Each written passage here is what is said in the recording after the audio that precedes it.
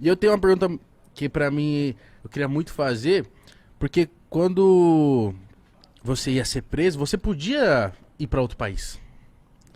Eu, particularmente, teria ido. Eu falei, caramba, ser preso, perder sua liberdade é a coisa mais preciosa que a gente tem na vida. Por que você não escolheu sair pra outro O país? Porque te ofereceram, né? querido Igão, é uma coisa. Eu jamais. Eu vou contar uma pequena história para vocês saberem o que eu estou falando. Eu. Minha mãe teve 8 filhos. Ela criou esses filhos sozinha, praticamente. Não foram poucas as vezes em que a gente não tinha o que comer em casa. Eu morava no fundo de um bar. O banheiro que a gente utilizava era o banheiro que os bêbados do bar utilizavam. Nossa Era senhora. lá que tinha que tomar banho minha irmã, minha mãe e nós. Eu tinha uma vontade de chupar chiclete de bola. Naquele tempo era chamava de chiclete americano. Vocês não viviam, o pai de vocês ou o avô de vocês, Quer dizer, não? sabe, aquele que fazia bola. Você não imagina a loucura que eu tinha de fazer uma bola. E nunca tive dinheiro para comprar o chiclete. Eu trabalhava quando o meu tio ia no banheiro do bar, ele pedia para mim tomar conta do bar, eu poderia roubar um chiclete e levar para casa. E eu não roubava, porque eu tinha medo de envergonhar minha mãe. Eu tinha um companheiro chamado Boquita. Boquita era filho de um cara sergipano, não esqueço nunca. Esse Boquita mascava o chiclete dele o dia inteiro. Quando esse Boquita ia jogar fora, eu pedia para mim. Nossa senhora. Pedia. Não tenho vergonha de dizer isso, não.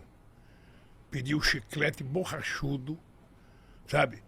Levava para casa, lavava ele, colocava um pouco de açúcar Suco. Botava no e congelador? chupava um pouco. Tá? Eu tinha vontade de comer uma maçã, naquele tempo tinha umas maçãs argentinas, filho, eu tinha vontade de roubar uma maçã. Roubar e sair correndo e comer. Eu não roubava com medo da minha mãe. Sabe? Essa foi a educação que eu recebi da dona Lindu. Aí você não tem noção. Eu jamais imaginei na minha vida que eu ia sofrer o que eu sofri de ataque de corrupção. Com essa gente, com esses bandidos sabendo que eu não tinha feito. Então, eu poderia ter saído do Brasil. Eu poderia ter ido para outro país, eu poderia ter ido para uma embaixada, mas eu tomei a decisão de que eu tinha que ir para Curitiba, eu tinha que ir para a Polícia Federal. Eu precisava provar que o Moro era mentiroso. Eu precisava provar que a Força-Tarefa de Curitiba era uma quadrilha. E se eu fugisse, ia aparecer uma fotografia minha, ou fugitivo. E eu não tenho mais idade para isso, cara. Eu tenho um bisneta, eu tinha que honrar a dona Lindu. Então, graças a Deus, eu provei.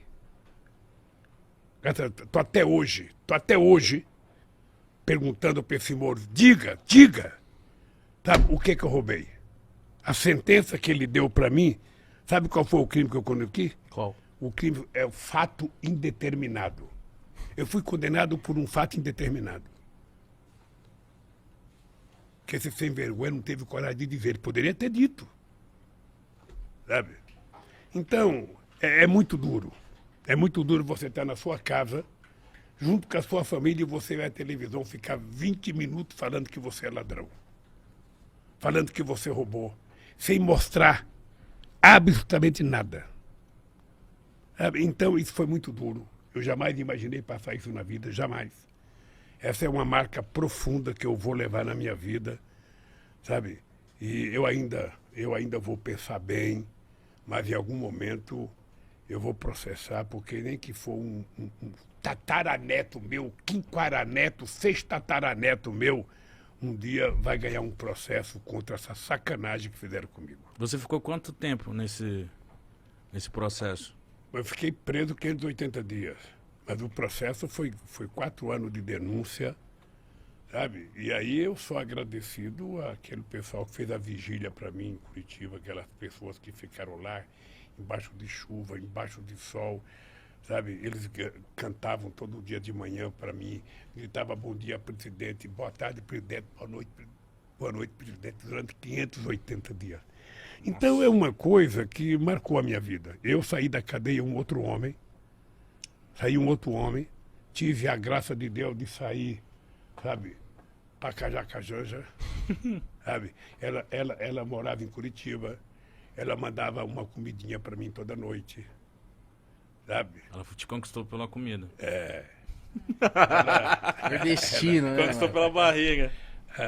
Não, e ela não deixava eu mandar minha roupa para lavar fora, ela queria ela levar para casa para lavar. Aí quando eu saí, eu falei, não tem outro jeito, eu vou casar com a bichinha. Mas o que passava na sua cabeça lá dentro? O que você aprendeu? O que você... Você falou que você virou outro... Olha, O que passava ali dentro? ô, Mitico, é engraçado porque o sofrimento, às vezes, ele te ensina a ficar maior, mais generoso. Eu não podia ficar com ódio dentro da cadeia, porque senão eu tinha que ficar dando cabeçada na parede. Então eu comecei a ler muito, sobretudo sobre a escravidão, para conhecer um pouco melhor o Brasil. Eu comecei a pensar na minha vida, o que tinha acontecido na minha vida, o que eu já tinha feito. E a solidariedade que eu recebi era muito grande, gente. Nunca tinha acontecido com um ser humano o que aconteceu comigo. Nunca. Sabe, a vigília foi uma coisa muito forte na minha vida. Muito forte. Então, eu saí generoso, eu saí pensando em casar com a Janja e sair da política, sabe? Vou viver minha vida. Mas não tem jeito, sabe? Durou quanto tempo esse pensamento? A política é como uma cachaçinha. Você... Falei, eu não quero, mas tomou a primeira, você vai em frente.